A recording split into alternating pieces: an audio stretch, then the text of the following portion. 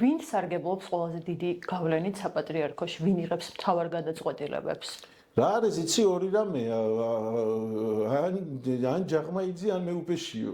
აი ხო ეხა თვითონ მოსაყდრეა მეუფეშიო და წესი დამოუკიდებლად მოქმედებენ თუ ყავს აი რატო იცით ეხა მე ამას რატო ვამბობ იცით აი მეუფეშიოს და როცა საუბრობდი მე და იქ იყო საუბარი ჯაღმაიძე რო შემოვარდა ეს საუბარი შეწყვიტა მან ხო და გამოვიდა რომ თურმე მეუფეშიოს თუ აქ საუბარი ვიღაც სასულიერო პირთან შეუძლია შემოვიდეს საპატრიარქოში კარი გააღოს ჯაღმაიძემ და ეს საუბარი შეწყვიტოს. ანუ გამოდის რომ თვითონ მეუფეშიოსაც ჯაღმაიძე მართავს.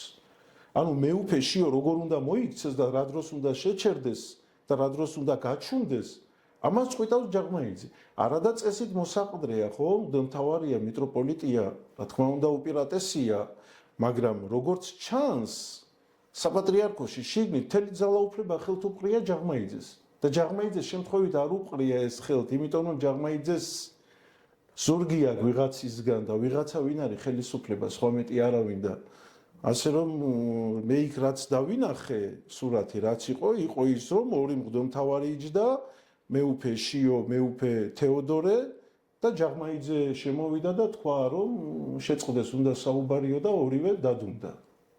აი მთელს ეკლესიას დღეს ხო რო შევხედავთ ეხა ამ კუთხით, ეხა ის საპატრიარქოს გულისხმობ მე.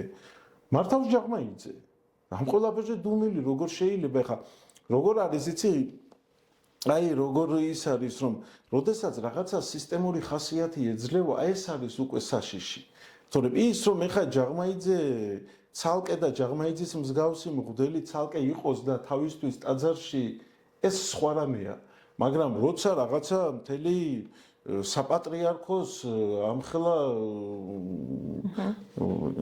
ინსტიტუტი არ ვიცი თუ შეიძლება ესე ვთქვა საპატრიარქო ამხელა რაღაც ეკლესიის ეს თავი რა ამ ყველაფერს რომ მართავს ეს ერთი კაცი რომელიც პირდაპირ იტყუება რომელსაც შეუძლია არქიმანდრიტს ხელი გაარტყას რომელსაც შეუძლია არ ვიცი ესეთი უსინდისობა საერთოდ ამ კაცზე უსინდისო კაცი საერთოდ საქართველოში თუ დადის მე არ ვიცი